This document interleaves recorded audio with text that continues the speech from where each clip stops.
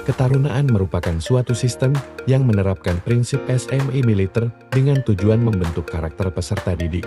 Akan tetapi penerapan prinsip bukanlah prinsip murni militer tetapi dasar taruna yang digunakan dalam militer. Materi kegiatan ketarunaan ini meliputi 1. Wawasan kebangsaan, 2. PBB, 3. Tata urutan upacara. Adapun pelaksanaan pembiasaan siswa ketarunaan ini bertujuan untuk memenuhi standar dunia usaha atau industri, diantaranya adalah 1. Pembinaan fisik, 2. Pembinaan mental, 3.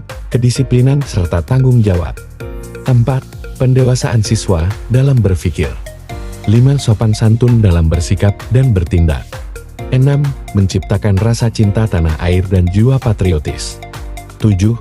Membentuk siswa yang mempunyai daya saing kuat.